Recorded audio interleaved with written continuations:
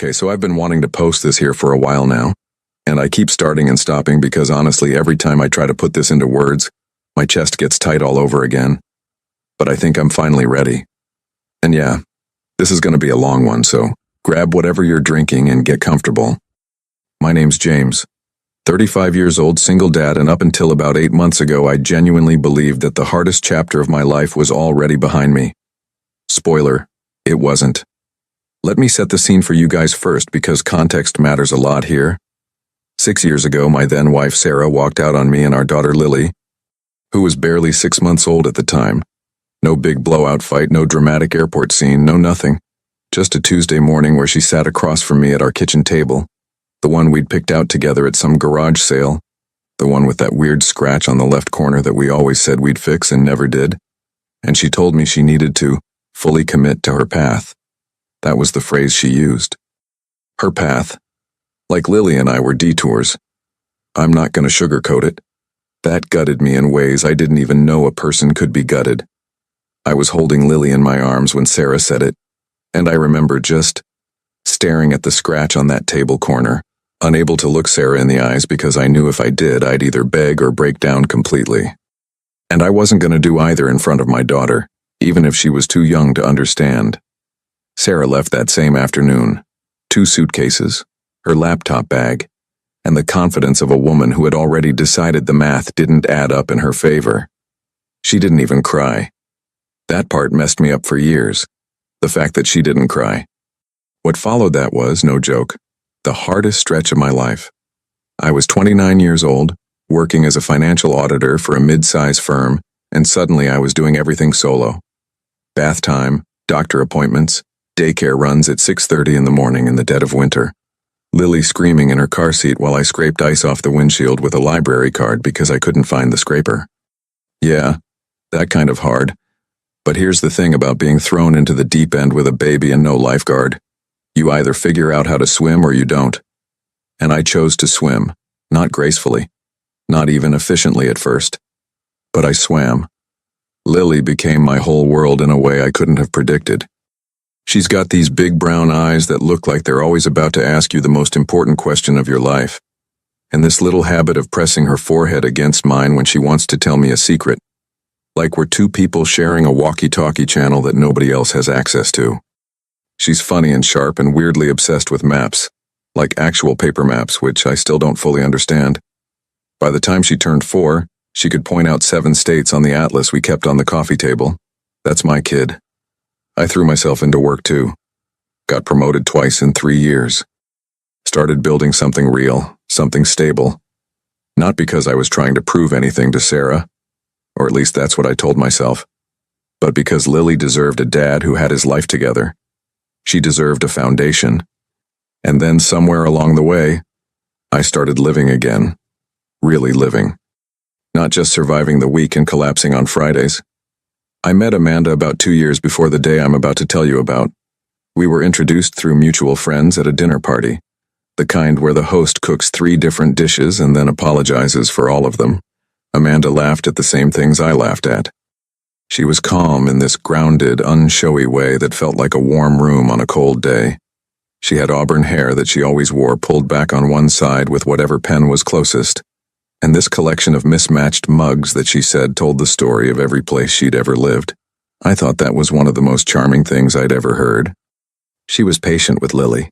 Like genuinely patient, not the performative kind where people sort of crouch down and talk in a weird voice. She'd sit on the floor with her for 20 minutes doing puzzles without once checking her phone. Lily warmed up to her, which, if you're a single dad, you know, is not something that happens easy. Kids can smell inauthenticity like dogs smell fear. So yeah, after a 1.5 years of taking it slow, maybe slower than Amanda would have liked, I proposed. Nothing over the top. We were at home. Lily was asleep. It was raining outside and some old movie was playing on TV that neither of us was really watching. I just looked at her and thought, this is it. This is the quiet I've been trying to build. Ring was in my jacket pocket. She cried. I cried a little. We didn't tell anyone until the next morning. We set the date for 8 months out. That gave us time to plan without going crazy. Lily was obsessed with the idea of being a flower girl. She'd practiced walking slowly down the hallway about 40 times, holding an invisible basket, dead serious about the whole thing. It was the most adorable thing I've ever seen in my life. And that's where things stood when that Saturday came. It was mid-October. One of those days where the sky can't decide if it wants to be gray or blue. So it just does both at once. I'd taken Lily out for lunch at this little restaurant we loved, a family-owned Italian place called Marta's that smelled like garlic and old wood and something sweet I could never identify. We had our usual booth by the window, the one with the slightly uneven table leg that Lily liked to rock back and forth. Drove me crazy. But I let her do it because the look on her face when she got a rhythm going was too good to interrupt. We'd just finished eating. Lily had marinara sauce on her chin and was explaining to me very seriously why penguins would make better pets than dogs. I was barely holding in my laughter, nodding along like she was presenting a doctoral thesis. That's when the door opened. I didn't notice right away. I was looking at Lily, but then something shifted in the air, the way it does when your body clocks something before your brain does, and I looked up. Sarah was standing in the doorway. 6 years. And there she was, in a camel-colored coat. Hair shorter than I remembered, holding the door open like she was deciding whether to actually walk in or not. She looked polished, composed, like a magazine cover that had learned to breathe, and she was staring directly at me. I felt my whole body do this weird thing where it goes completely still. Like all the background noise just drops out. The clattering of dishes, the low hum of the restaurant, Lily still talking about penguins. It all went underwater for a second. Lily hadn't noticed her yet. She was still mid-argument, listing penguin advantages. Sarah stepped inside. She walked toward us slowly, carefully like she was navigating broken glass in heels.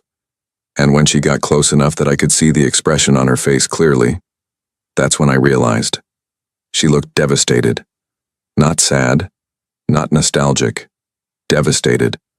Like someone who'd spent 6 years building something only to arrive at the top and find out the view wasn't what she thought it would be. She stopped a couple feet from the table. Her eyes moved from me to Lily, and I watched something crack open behind them. Just briefly. Just enough. "James," she said. Her voice was steadier than her eyes. I didn't know you came here." "We come every other Saturday," I said. My voice came out flatter than I expected. Not cold, just flat. The voice of someone who stopped rehearsing this conversation a long time ago. Lily finally looked up. She tilted her head, that signature move she does when she's processing something new, and studied Sarah with those serious brown eyes. "Hi," Lily said simply, the way only kids can. No baggage, just a greeting. Sarah's jaw tightened. Just slightly. Just enough for me to catch it. "Hi," she managed. "You must be Lily." "I am," Lily confirmed, like she was checking something off a list. Then she went back to the last bite of her pasta. I looked at Sarah and waited, because whatever she came here to say, she was going to have to be the one to say it first. I'd waited long enough for things. "Can we talk?" she asked. Not now, obviously. But, sometime. There's something I need to tell you, James. Something important." I studied her face for a long second. The crack behind her eyes was still there. Whatever she was carrying, it was heavy. I could see the weight of it in the way she held her shoulders. "Give me a number," I said finally. "I'll think about it." She nodded, wrote it on a receipt she pulled from her coat pocket, like she'd already planned for this moment, like she'd rehearsed it.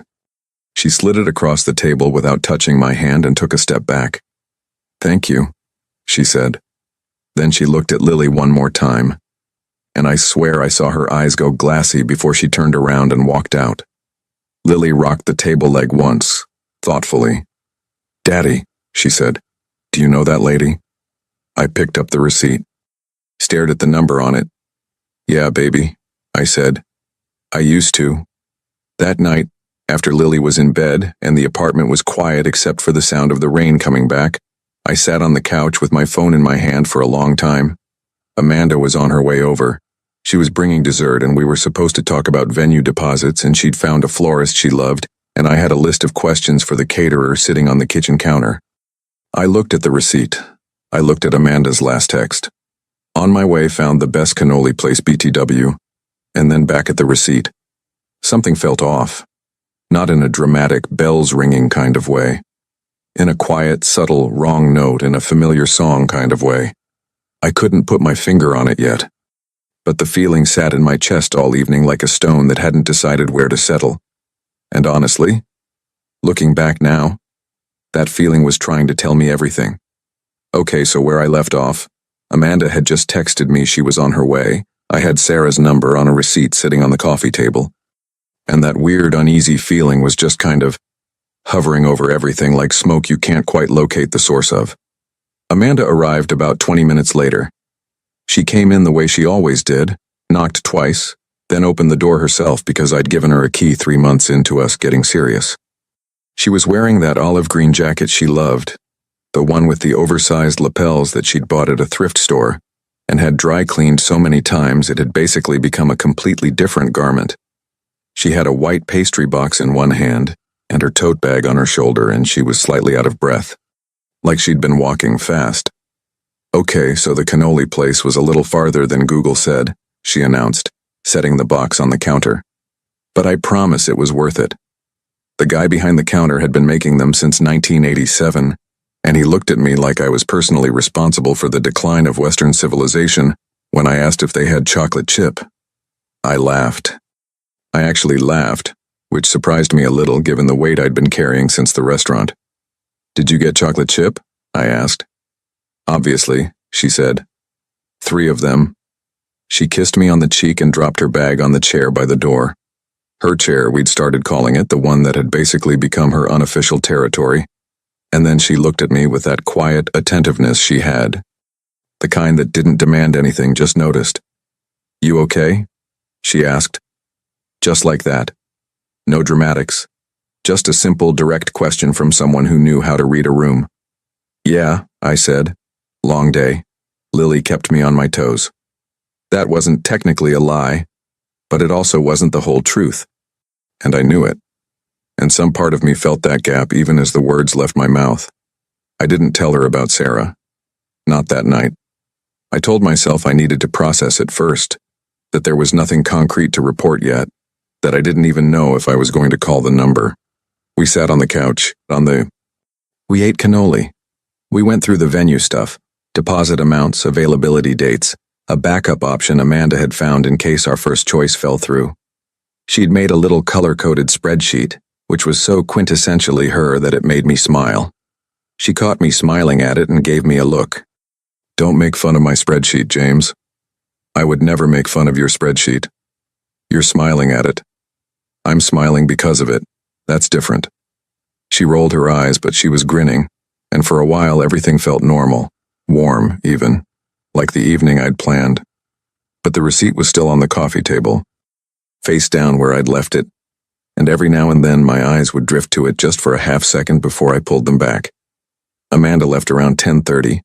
We kissed at the door. She reminded me about the florist appointment the following Thursday, and then she was gone and the apartment was quiet again. I stood there for a full minute just staring at the floor. Then I went back to the couch, picked up the receipt, and called Sarah.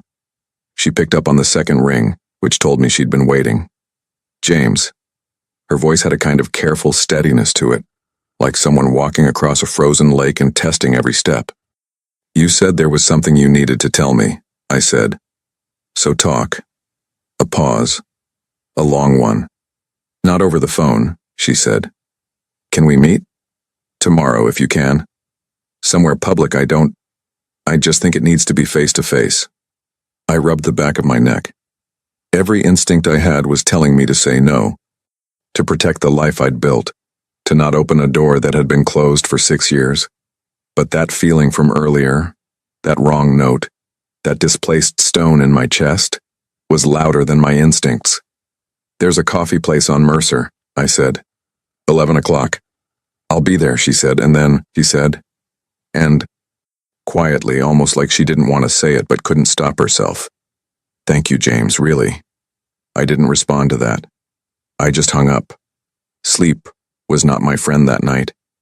I lay in bed staring at the ceiling while Lily's little snores drifted in from down the hall. She's always been a loud sleeper.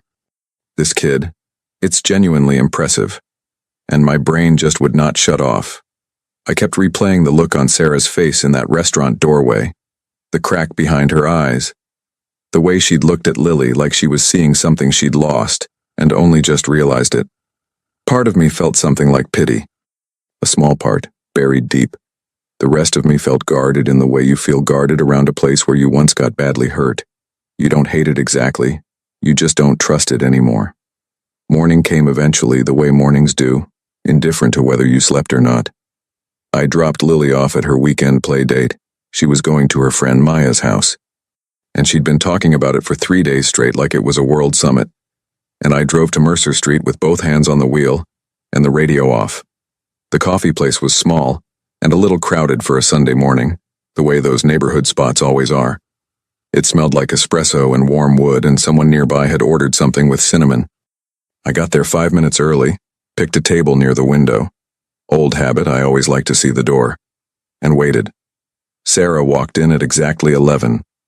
She'd traded the camel coat for a dark blazer, and she looked like she hadn't slept either, which, honestly, did not make me feel bad. She sat down across from me, wrapped both hands around the coffee she'd ordered at the counter on her way in, and for a moment neither of us said anything. "Okay," I said, because someone had to start. "What is it?" She looked at her cup, then at me, and then she said something I absolutely did not see coming. "I think Amanda is working for Marcus Hale." I stared at her. Marcus Hale. If you're not from our industry, that name won't mean much to you. But in financial auditing and corporate compliance circles, Marcus Hale is the kind of name that makes people lower their voices.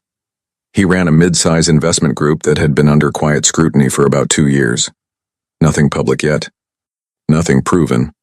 But the whispers were loud enough that most people with any professional self-preservation instinct kept their distance.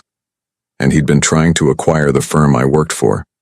Quietly, strategically, the way a chess player moves a piece that doesn't look threatening until 3 turns later. I kept my face neutral. That's a serious thing to say about someone. "I know," Sarah said. She reached into her bag and pulled out a folded piece of paper. She set it on the table but didn't push it toward me yet, like she was giving me a second to brace. "I've been building my company back up after some significant losses. Internal ones. I hired a private investigator 8 months ago to look into some irregularities I found in my investor network. You don't need to know all of it. But what came back, part of what came back, was about you. About Amanda specifically." I looked at the paper, didn't touch it. "Why would anything about me show up in your investor investigation?" I asked. "Because the person funding one of the operations that hurt my company is connected to Marcus Hale," she said. "And Marcus Hale has been trying to get leverage over your firm for 2 years. And the easiest way to get leverage over a financial auditor with a reputation as clean as yours, James, is to get someone close to you." The room felt suddenly smaller. The cinnamon smell was too strong. I was aware of every small sound around us. A chair scraping, someone's kid laughing 2 tables over, the hiss of the espresso machine. "Sarah, I'm not saying this to blow up your life," she said. And for the first time her voice cracked slightly just at the edges, like old paint on a wall that looks solid until it doesn't. "I'm saying it because I owe you about 6 years' worth of better decisions. And this is the one I can actually do something about right now." I unfolded the paper. It was a printed report. Investigative summary dated 3 weeks ago. And there in clean black ink were details that made the coffee in my stomach go cold. Amanda Reyes. That was her name. I'd known that.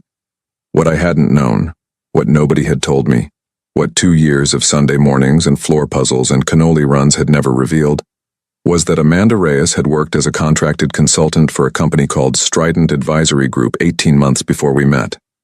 Strident Advisory Group was a shell company. It had 2 known clients. One of them was Marcus Hale's investment group. I read the line 3 times. Then I looked up at Sarah. "This could be coincidence," I said. My voice was steady. I was proud of that. "Keep reading," she said quietly. I kept reading. The second page was worse. There were phone records, legally obtained, the report noted, showing calls between Amanda and a number registered to a Strident employee made on 4 separate occasions in the past year. The most recent one was 6 weeks ago. 2 days before Amanda and I had a long conversation at my kitchen table about the structure of my upcoming caseload and which corporate clients I was currently auditing. A conversation she'd brought up, not me. I set the paper down very carefully, the way you set something down when your hands don't fully trust themselves. The Sunday morning noise of the cafe kept going around me, totally indifferent. Someone was laughing. The espresso machine hissed again. A kid knocked over a cup and his mom said, "Oh, honey," in that tired, patient voice. I thought about Amanda at my kitchen table, her color-coded spreadsheet, her pen tucked behind one ear, the way she'd asked about my work with what I'd read as genuine interest. I thought about her sitting on the floor doing puzzles with Lily. Lily. That's the thought that did it, not the professional implications, not the years of trust, not even the ring. It was Lily. The idea that someone had been sitting on my floor doing puzzles with my daughter as part of a play. The idea that Lily's warmth, that pure, unguarded warmth she'd extended toward Amanda, might have been calculated as a resource. Something cold and quiet settled over me then. Not rage, not yet. Something slower than rage and somehow more dangerous. I folded the paper, put it in my jacket pocket. "How solid is this?" I asked Sarah. "Solid enough that my investigator presented it to me with no hedging," she said. "He's thorough. I don't pay him to speculate." I nodded slowly. "James, she started. "Don't," I said, not harshly, just firmly. "Not right now, I need to think." She nodded. She understood.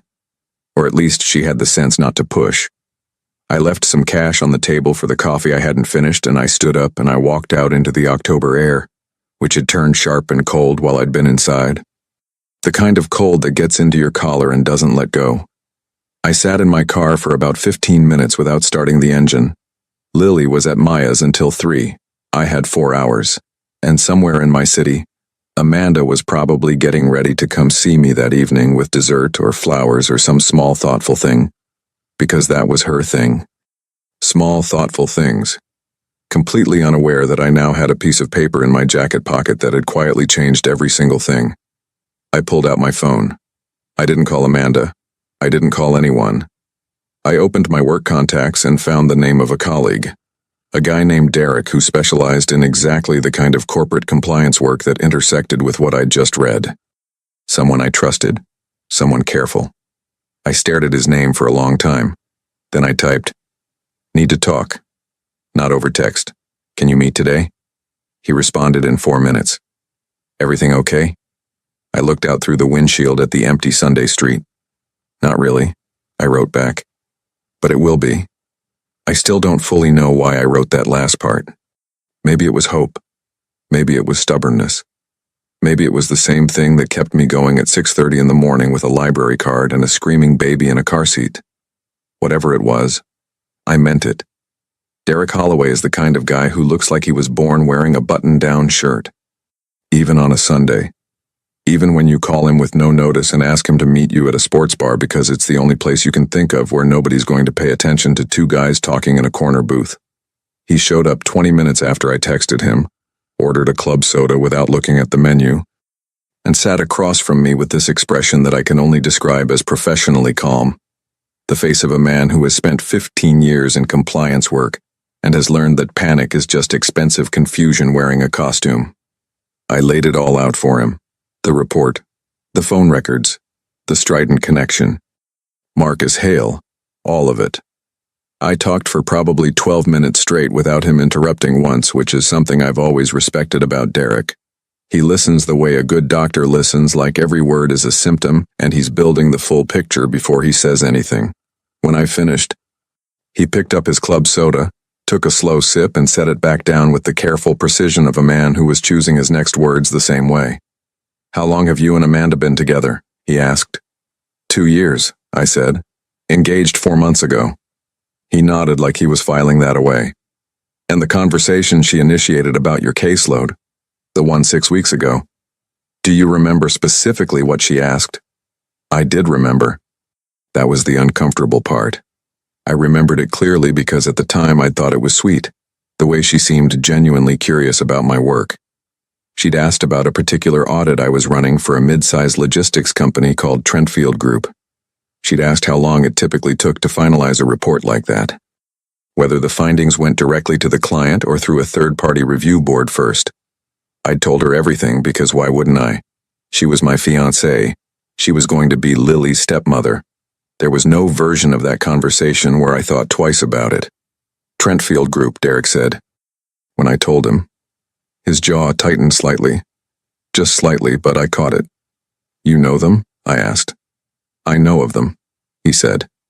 They've been on a quiet watch list for about 14 months. Nothing actionable yet.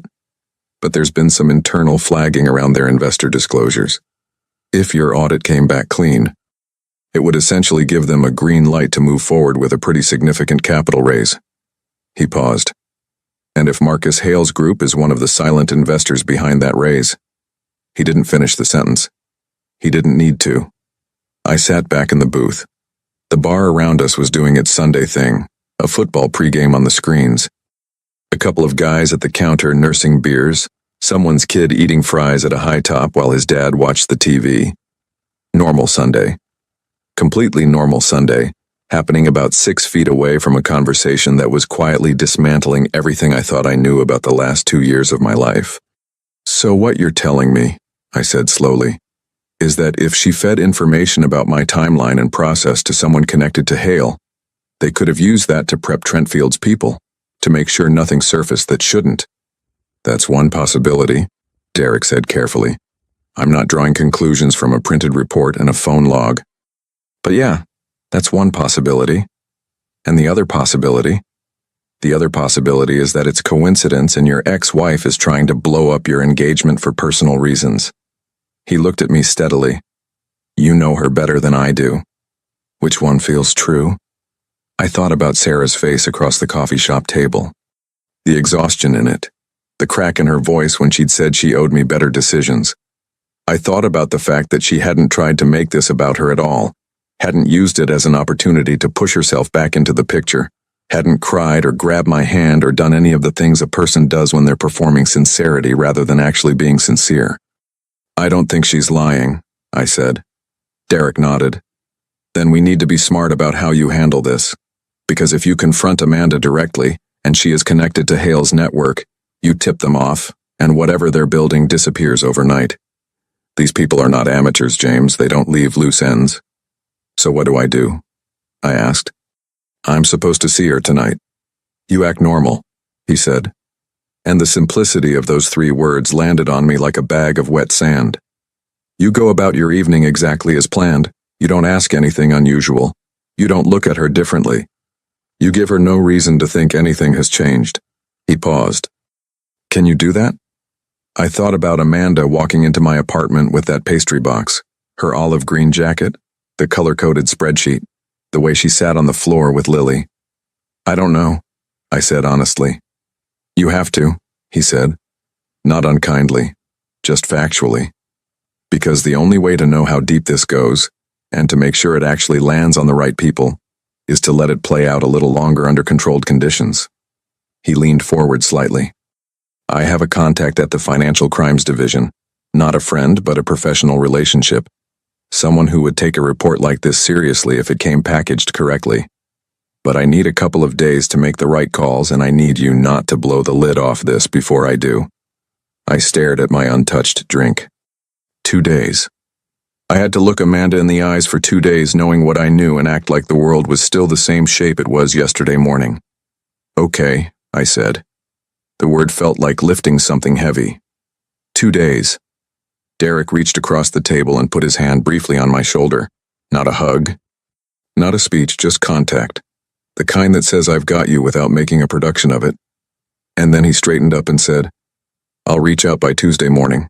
Keep your phone on. I drove to pick up Lily from Maya's at 3 o'clock. She came running out the front door wearing somebody else's fairy wings. Genuinely have no idea where those came from or whose they were. And carrying a drawing she'd made that she immediately presented to me with both hands, like it was an official document.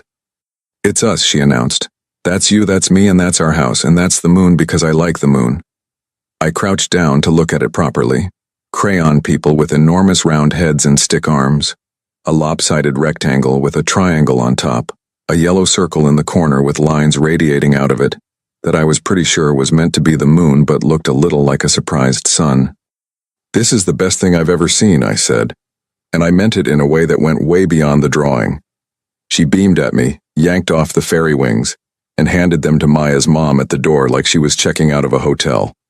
On the drive home, she talked about Maya's dog, a basset hound named Gerald, who apparently had opinions about where people were allowed to sit, and about a book Maya's older sister had that was about a girl who sailed around the world alone, and about whether I thought penguins could theoretically learn to read if someone was patient enough to teach them. I answered every single question with full seriousness.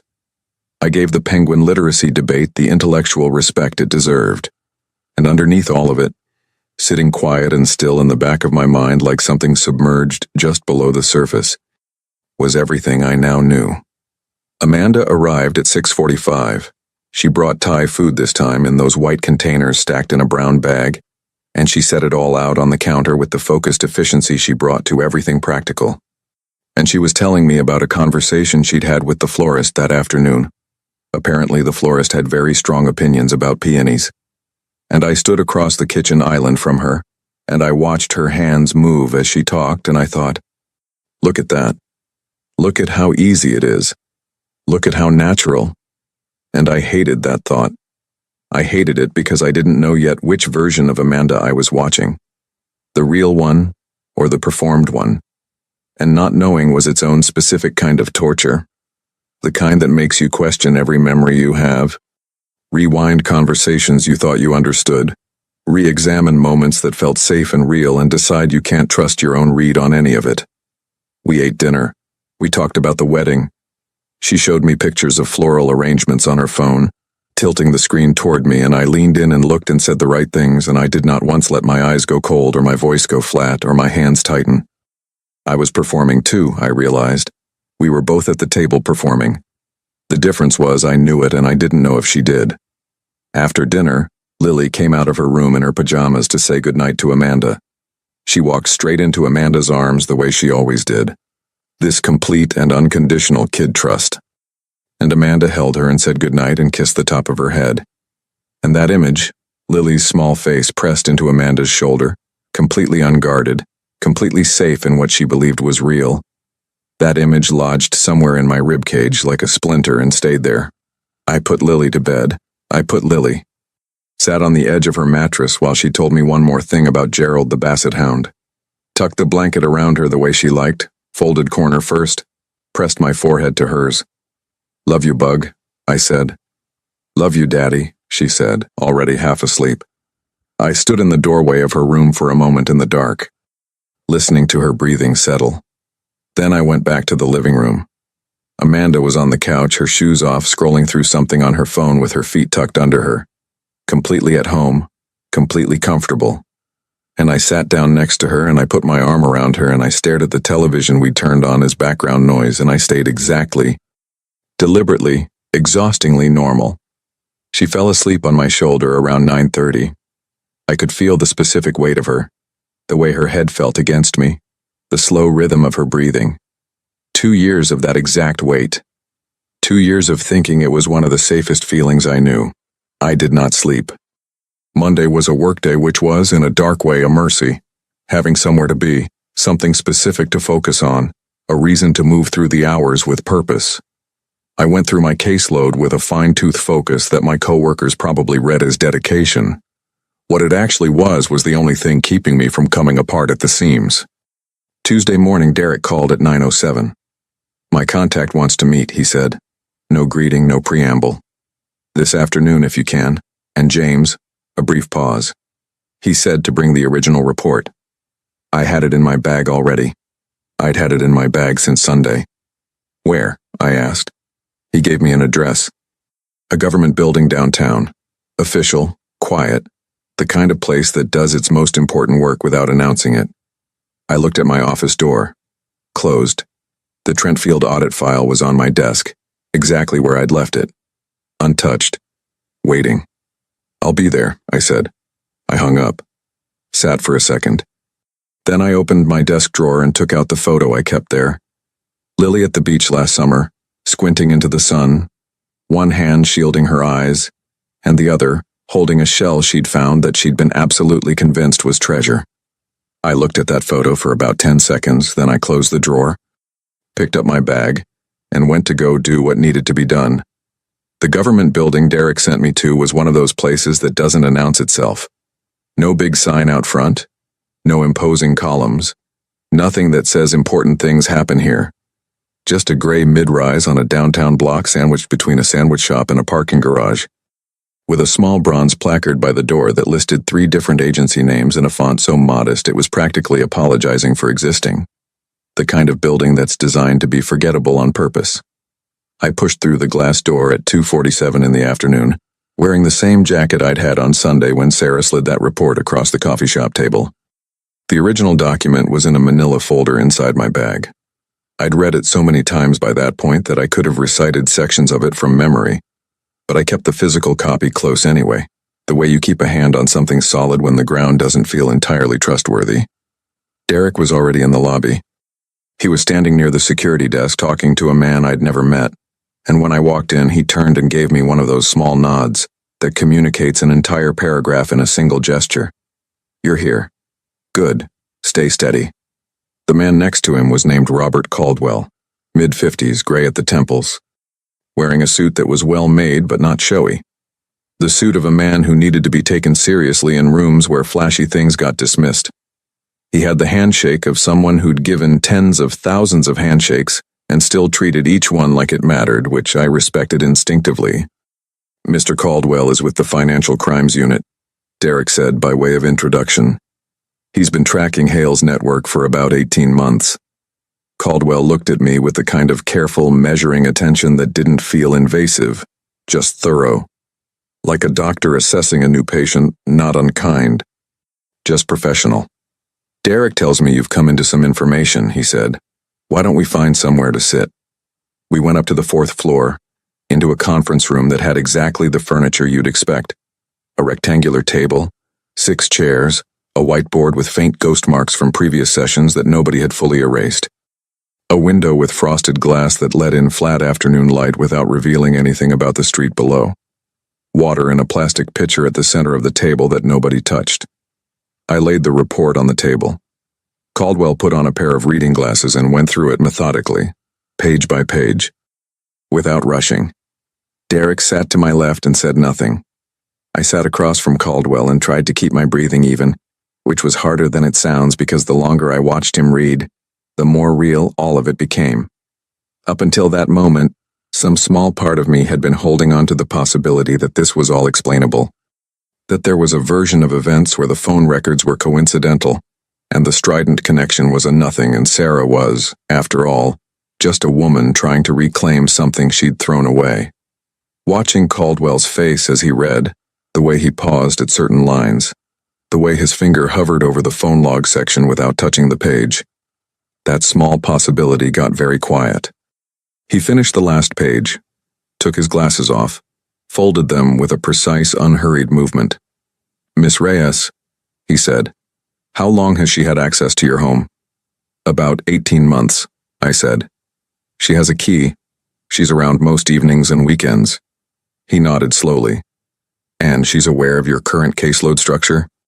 The specific audits you're running?" "She knows what I've told her," I said. Which was, I talked about work the way anyone talks about work with someone they live alongside. I didn't hand her files, but she knew the general shape of things, the Trentfield audit specifically. She asked about it directly about 6 weeks ago. Caldwell and Derek exchanged a look that lasted about half a second but carried real weight. "Trentfield is significant," Caldwell said, setting the report flat on the table in front of him. "I can't give you specifics because of where the investigation stands, but I can tell you that a clean audit result on Trentfield Group would have cleared the runway for a capital raise that several of our persons of interest have a considerable stake in. The timing of her inquiry aligns with a window when that raise was still pending internal approvals." He paused. "The information she gathered from you may have been used to assess risk, to determine whether the audit needed to be managed from the outside." The phrase "managed from the outside" landed on me with a specific weight. It was a careful, professional way of saying something that felt in plain human terms, like a violation so thorough it was almost architectural, like someone had gotten inside the walls of my life not to live there but to measure the load-bearing structures. "What do you need from me?" I asked. Caldwell leaned forward slightly. "For right now, nothing dramatic. We need you to continue as normal. Don't alter your behavior around her. Don't give her any indication that anything has changed." He looked at me steadily.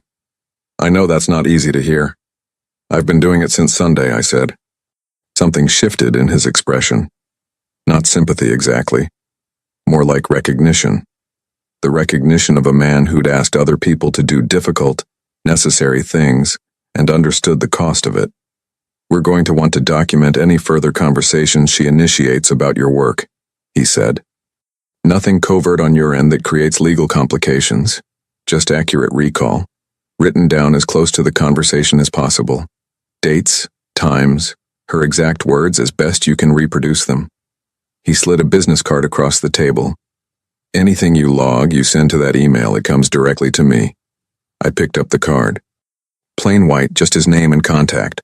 The kind of card that doesn't need to be impressive to be important. "How long?" I asked. "We're close," Caldwell said. "Weeks, not months. There are other threads running parallel to this one and yours connects several of them." He stood, which meant the meeting was over. "I want to be straightforward with you, Mr. Holloway. The exposure on Hale's end is significant. When this breaks, it's going to break hard. Miss Reyes's involvement, depending on what the documentation shows, puts her in a complicated position legally." I absorbed that. The complicated legal position of the woman who'd been tucking my daughter in at night. We shook hands. Derek walked with me back to the lobby and through the glass door and out onto the sidewalk where the afternoon had turned cold, and the sandwich shop next door was doing a brisk after-work business. We stood on the pavement for a moment. "You good?" Derek asked. "Honestly," I said.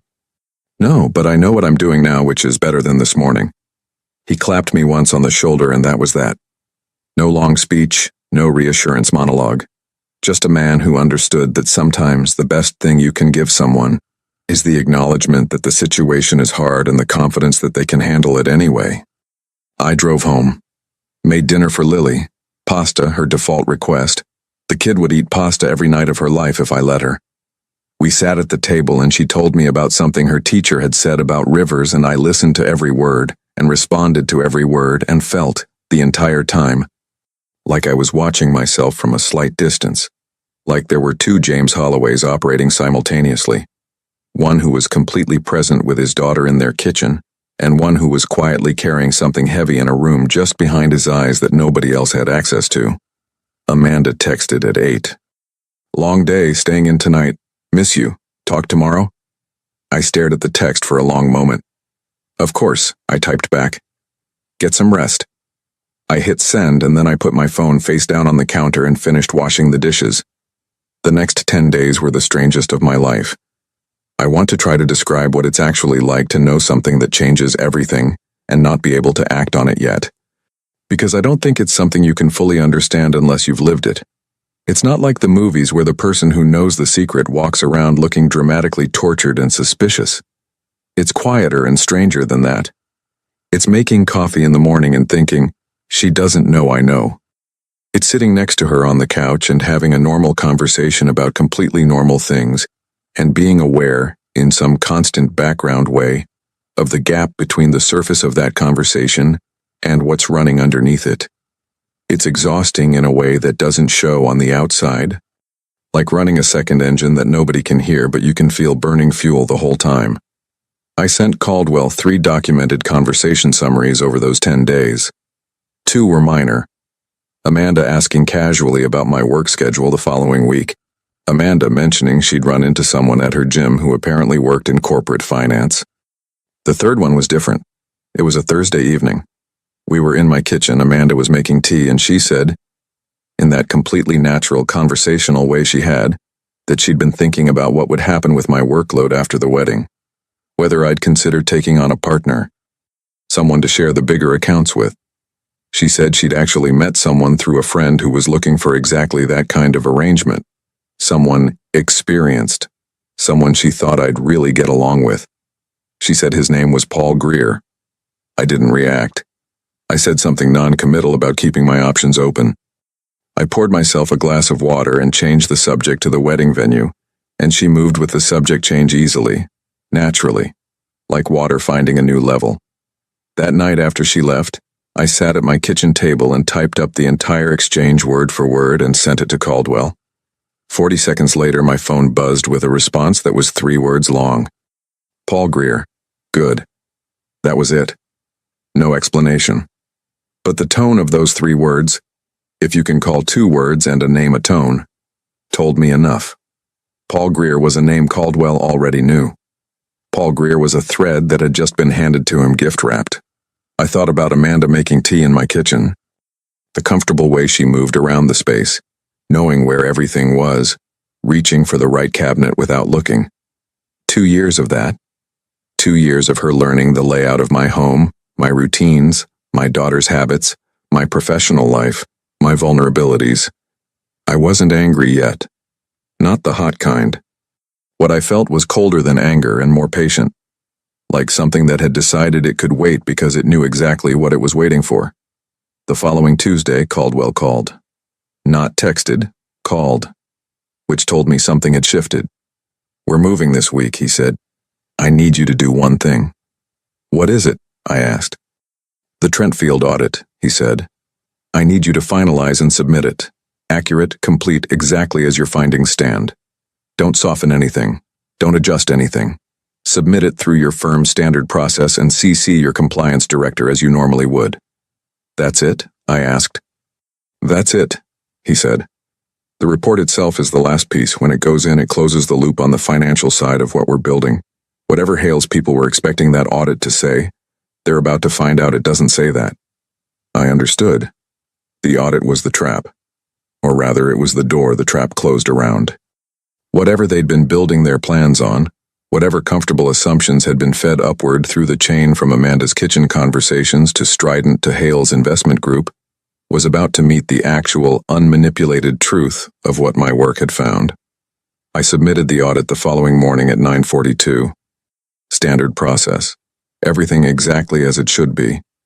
Years of professional integrity in a single document that said, clearly and without decoration, what was actually true about Trentfield Group's finances. By Thursday afternoon, I'd heard from Derek that Caldwell's team had executed search warrants on 2 properties connected to Strident Advisory Group.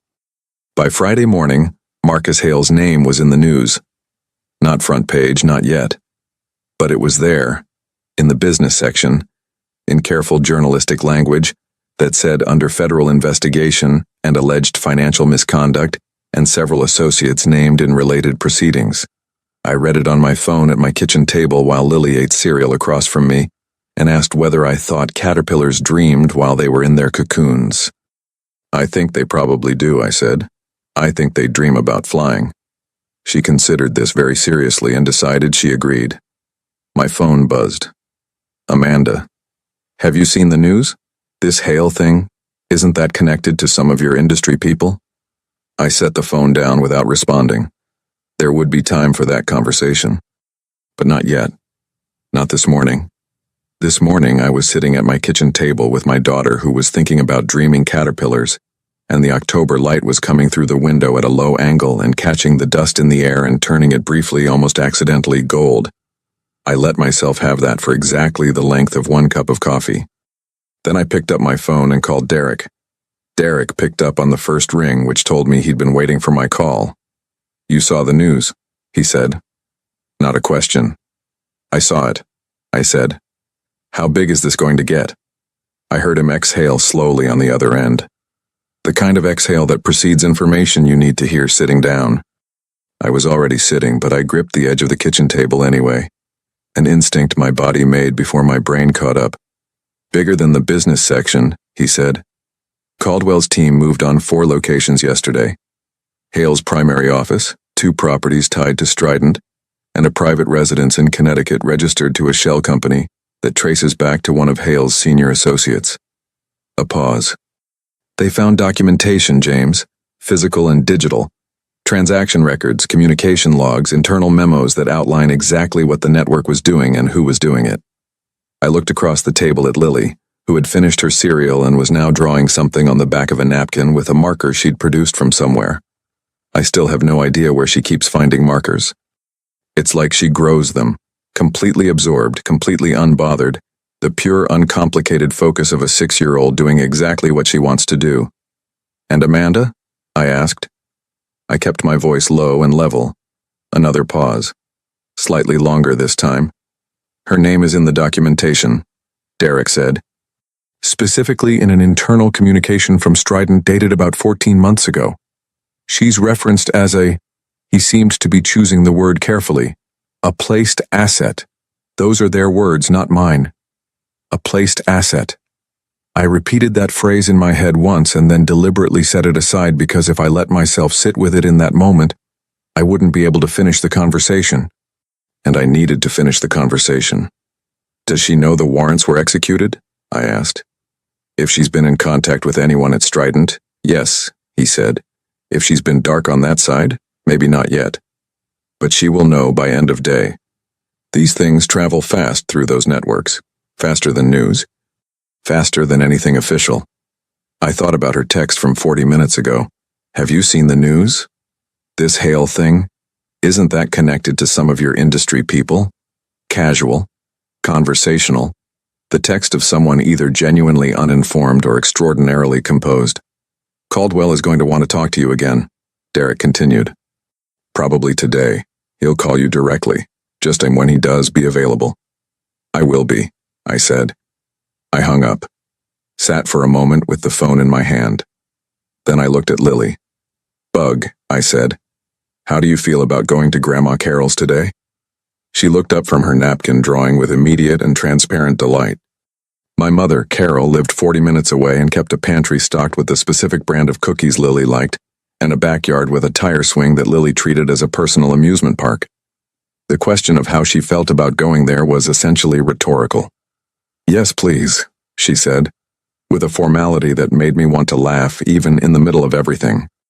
I called my mother, gave her a vague version of the situation, enough for her to understand the day was complicated, not enough to alarm her, and arranged to drop Lily off within the hour.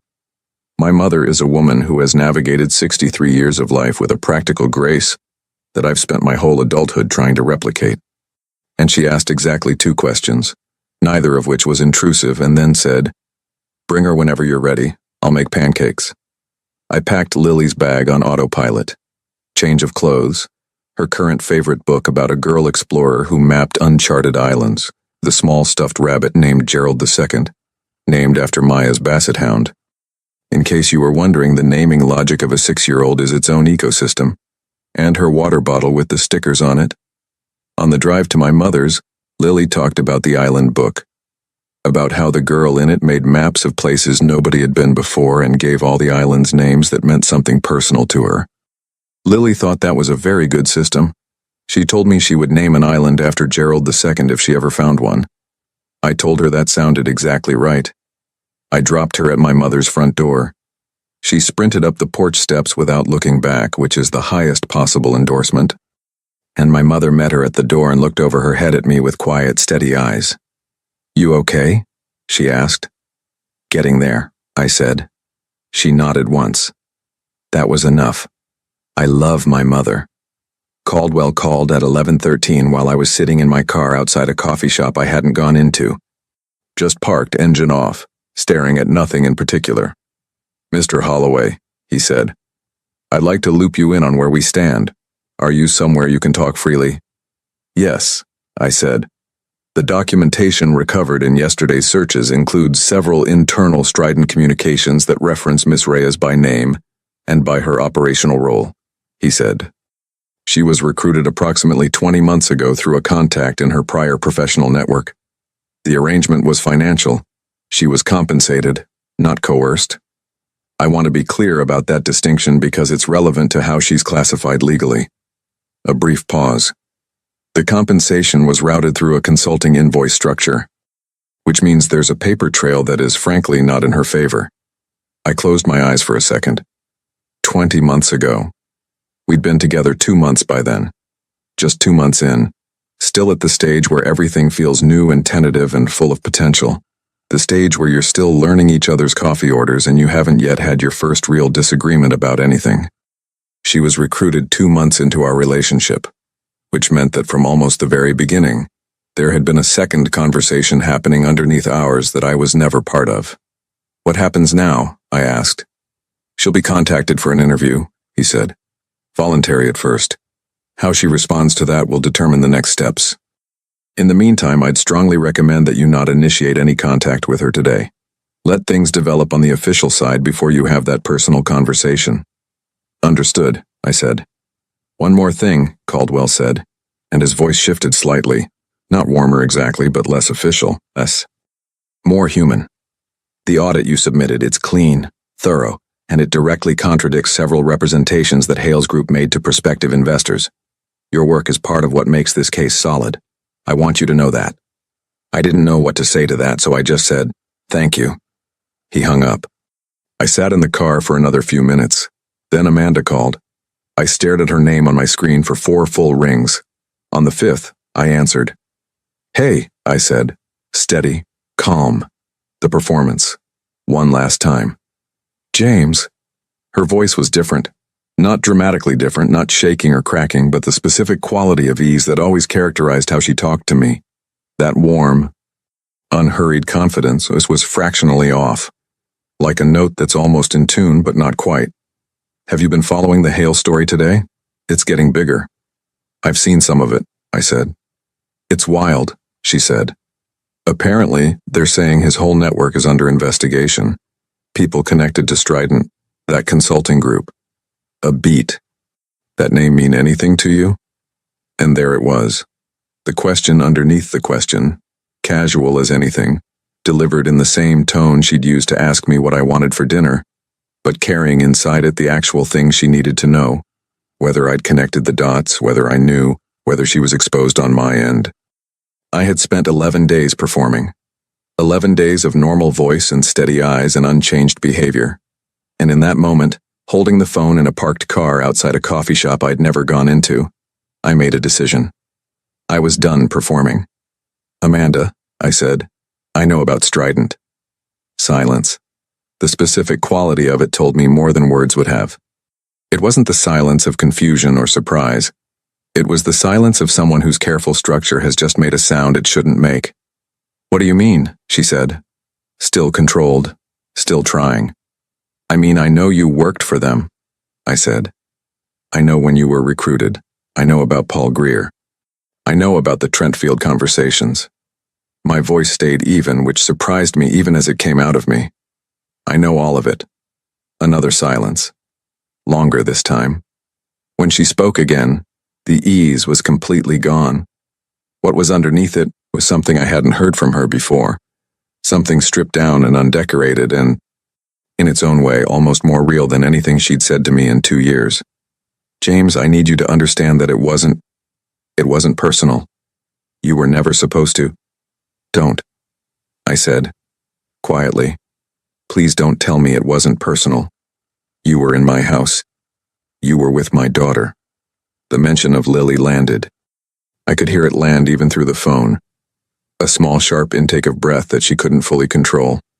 "I never put Lily at risk," she said. "I want you to know that. Whatever else happened, I never—" "You sat on the floor and did puzzles with her," I said. "She trusted you. That's not a thing I can reframe into something okay." "Amanda, that's just what it is." She didn't have an answer for that. There isn't one. "I'm going to ask you not to contact me," I said. "The official side of this is already in motion, and that's not something either of us controls anymore. But on the personal side, I'm done. I'm not angry in a way that needs to perform itself. I'm just done. James, I hope you cooperate with them," I said. Genuinely. Not for my sake. For yours. I paused. "Goodbye, Amanda." I hung up. I sat with the silence for a moment. Outside the car window, the street was doing its ordinary midday thing. A woman walked past with a stroller. A delivery truck idled at the corner. Someone's music drifted from an open window above the coffee shop. Something with a slow guitar, something unhurried. My hands were completely still. I noticed that specifically. I'd expected them to shake and they didn't. What I felt in my chest wasn't triumph or relief or even sadness exactly. It was something closer to the feeling you get when you finally put down something heavy you'd been carrying so long you'd forgotten you were carrying it. Not the absence of weight, but the awareness of your own hands again, empty and steady. I sat there for about 10 minutes. Then I called my mother. "How's she doing?" I asked. "She's on the tire swing," my mother said. "She's been on it for 45 minutes. I think she's conducting an experiment." "That tracks," I said. "Can I come for dinner?" "I already set your place," my mother said. I drove to her house. It took 40 minutes and I didn't listen to the radio the whole way. Just drove through the afternoon with the windows cracked and the air coming in cold and clean and the kind of quiet that doesn't need to be filled. My mother's house smelled like it always smelled. Something slow-cooked, the particular wood of the floors, the specific soap she'd used my whole life that I couldn't name but could identify blindfolded. I came in through the back door the way I always did, and Lily was still in the backyard on the tire swing, pumping her legs methodically, her hair flying out behind her, talking to nobody or maybe to everyone. I stood at the back door and watched her for a long minute. My mother appeared at my elbow with 2 mugs of coffee, the way she always appeared, quiet, well-timed, requiring no announcement. "She's going to be okay," my mother said. "About Lily, about me, about both of us probably." "Yeah," I said. I took the mug. "I know."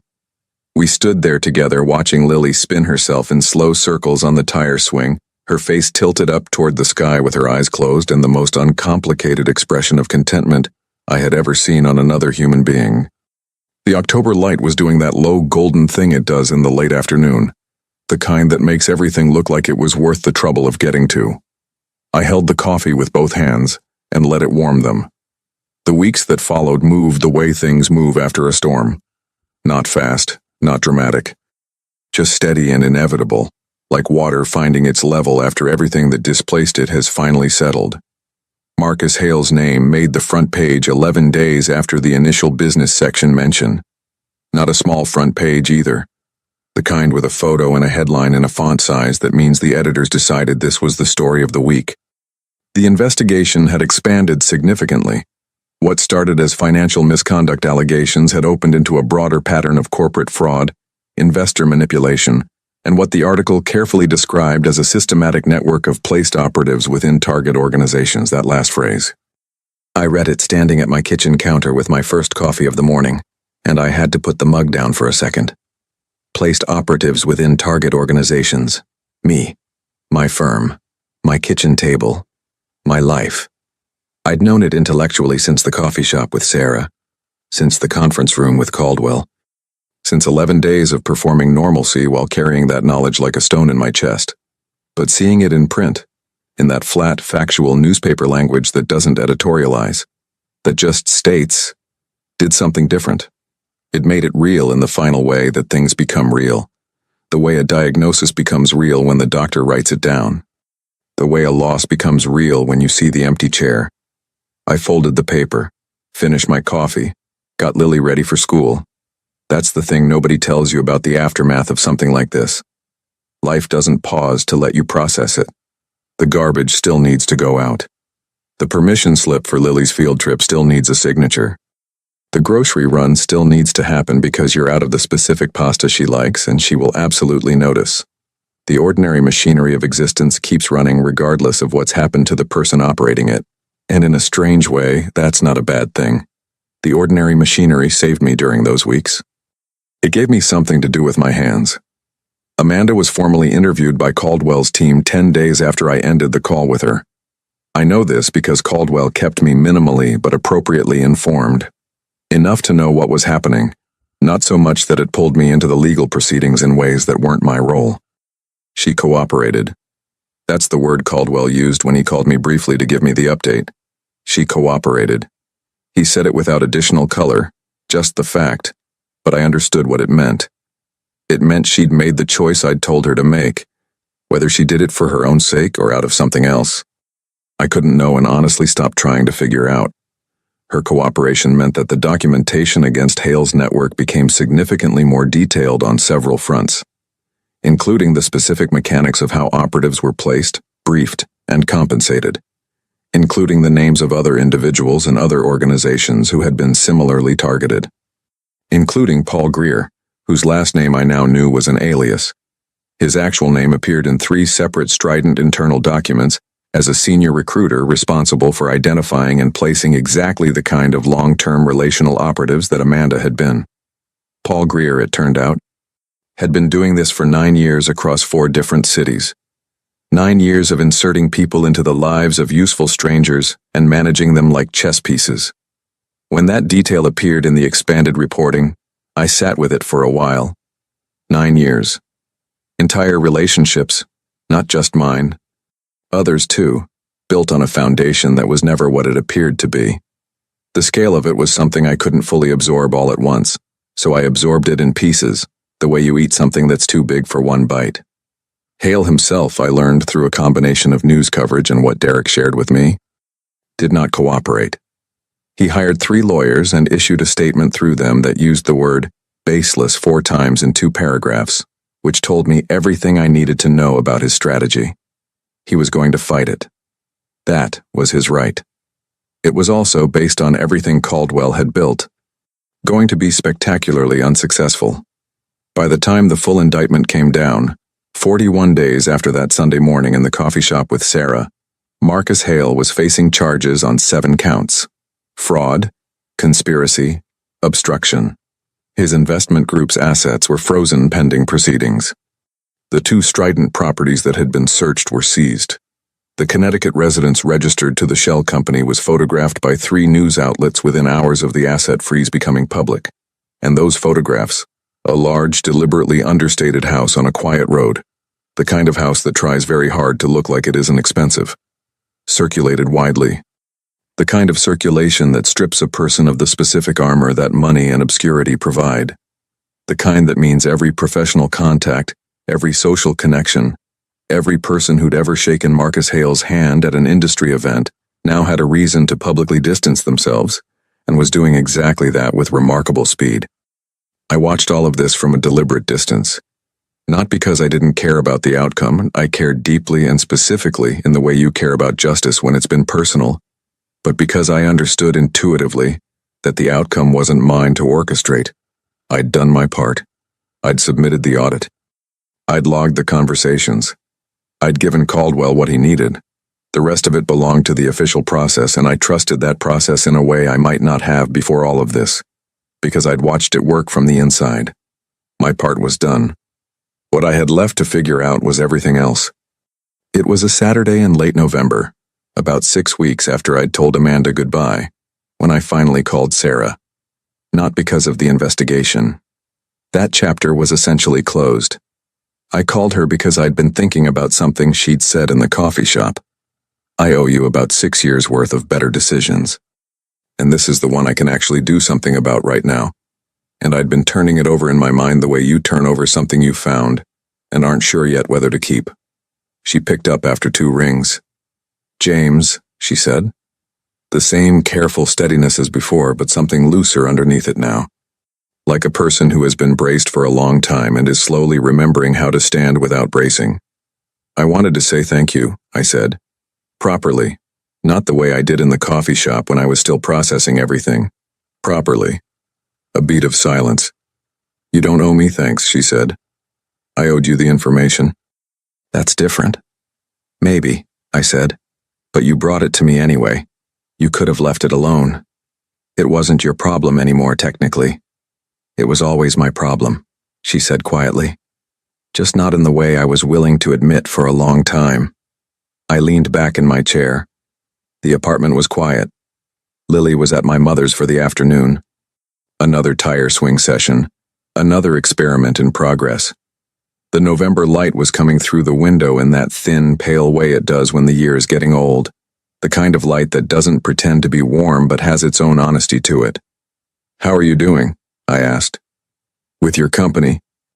Everything. She exhaled. Better than I was a year ago.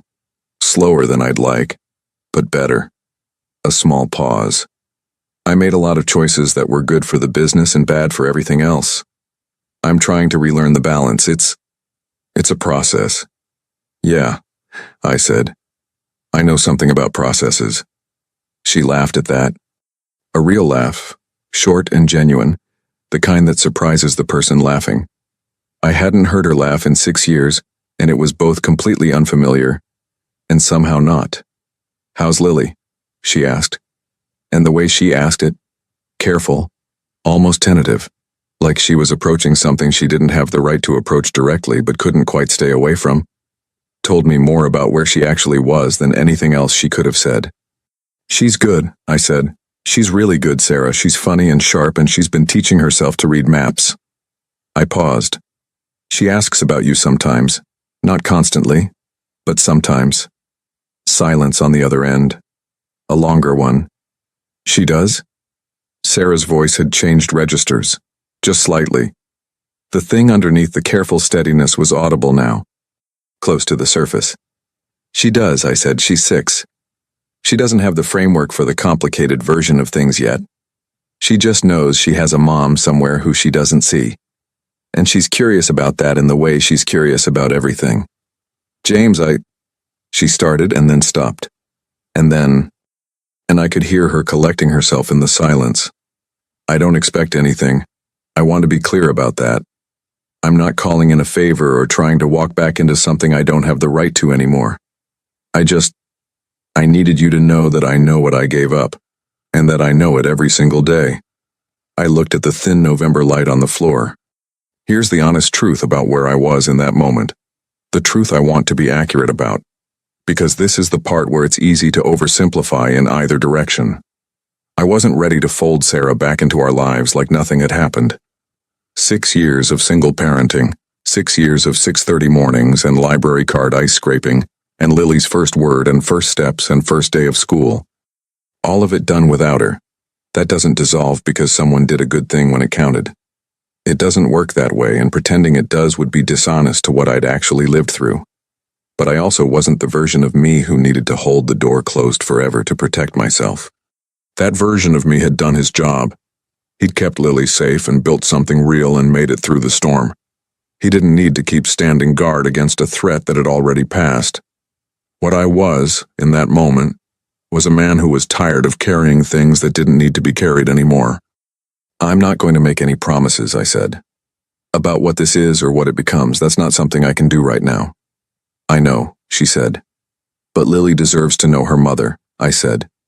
"Whatever happened between us, she didn't make those choices. And she shouldn't carry them." I heard Sarah exhale. Long and slow, the exhale of someone who'd been holding something in their lungs for longer than they should have. "Could I?" She started carefully. "Could I maybe see her sometime? Nothing dramatic. Nothing that confuses her. Just somewhere neutral, low pressure. Wherever you think is right." I thought about Lily on the tire swing. Her face tilted up, eyes closed. The uncomplicated contentment of her. "There's a park near my mother's house," I said. "Lily likes it. We go on Sunday morning sometimes." I paused. "Next Sunday, 11 o'clock. You come if you want to. No pressure, no script. We just see how it goes." "Okay," Sarah said. So quietly it was almost just breath. "And Sarah," I said. "Yeah? If you show up for her, not for anything else. Not to work something out with me, not to fix anything between us, just her." "I understand," she said. "I promise." We hung up. I sat in the quiet apartment for a while. I want to be clear. For anyone reading this, that I'm not telling you that story ended with Sarah and me riding off into some perfect reconciled sunset. That's not what happened, and it's not what I'm claiming. What happened next Sunday was this. Sarah showed up at the park at 10:58, which told me she'd been nearby for a while working up to it. She was wearing a dark coat and she looked nervous in a way I'd never seen her look nervous before. The kind of nervous that's actually just caring very much about something. Lily saw her from the top of the climbing structure and tilted her head in that way she does. "That's the lady from the restaurant," Lily said. "Yeah," I said. "That's your mom." Lily looked at her for a long moment with those serious brown eyes that always look like they're about to ask the most important question of your life. Then she climbed down from the structure with focused efficiency and walked across the park grass and stopped in front of Sarah. "Hi," she said. Just that. The same word she'd offered in the restaurant. No baggage, just a greeting and a door left open. Sarah crouched down to her level. I watched her face do the thing I'd seen it do in the restaurant. The crack opening behind the eyes. Except this time she didn't hold it back. Her eyes went glassy and she blinked once and said very quietly, "Hi, Lily. It's really nice to meet you." "I know your name," Lily said. "It's Sarah." "That's right," Sarah said. "I'm named Lily," Lily said, with the gravity of someone presenting important credentials. "But my dad calls me Bug." "I know," Sarah said. "I like that." Lily considered her for another moment. Then she grabbed Sarah's hand, just grabbed it the way kids grab things they've decided belong to them, and said, "Do you want to see the climbing structure? I can get to the top really fast." And Sarah looked up at me over Lily's head with an expression I don't have the right words for. Gratitude and grief and something tentative and new. All at once. And I gave her the smallest nod, the kind that doesn't promise anything except the next 5 minutes. And she stood up, holding Lily's hand, and said, "I'd love to see that. I'm writing this out now because someone in this community posted last month about whether it was worth going through the hard thing, or whether it was better to just keep the walls up. And I've been thinking about that post ever since. Here's what I know from my side of it. The walls kept me safe when I needed them to. They were the right call for the right season. But a wall that you never come out from behind stops being protection and starts being a prison. And I've got a daughter who needs to see her father living, not just surviving. Marcus Hale, at last count, is facing a trial date set for spring and has lost the Connecticut house, the investment group, 3 board positions, and the quiet respectability that insulated him for years. The man who spent a decade treating other people's lives as operational resources is going to spend a considerable portion of his remaining years being held accountable in the most public and permanent way the system allows. Amanda, I don't follow what's happening with her case and I don't intend to. She made a choice and she's living with its consequences. That's where my involvement ends. Paul Greer, whose real name I won't put here, is also facing charges. 9 years of this. 9 years. I hope every single person whose life he touched gets to one day sit in a quiet room and feel exactly what I felt in that parked car outside the coffee shop I never went into. The weight going down. The hands empty. The world still turning. As for Sarah and me, I told you I wasn't going to oversimplify it, and I'm not. We're not back together. We're not building towards something romantic, at least not right now. Maybe not ever. And I'm genuinely okay with that uncertainty in a way I wouldn't have been capable of a year ago. What we are is 2 people co-parenting a remarkable kid who deserves the full version of both her parents showing up and figuring out what that looks like one Sunday at a time. Last week, Lily told me she'd decided to make a map of the park. A real one, on actual paper with a legend and everything. She wanted to name all the parts. The climbing structure she called the tower. The bench where I always sit she called Dad's chair. The patch of grass where she first held Sarah's hand she called, without being prompted by anyone, the meeting place. I don't know if she understood what she was naming. I think maybe she did. In that way, kids understand things that they don't have the vocabulary for yet, through instinct and feeling rather than language. I framed that map. It's on the wall in the hallway now, next to her school photo and the crayon drawing of us with the surprised-looking sun in the corner. Every single morning when I walk past it, I think, we made it.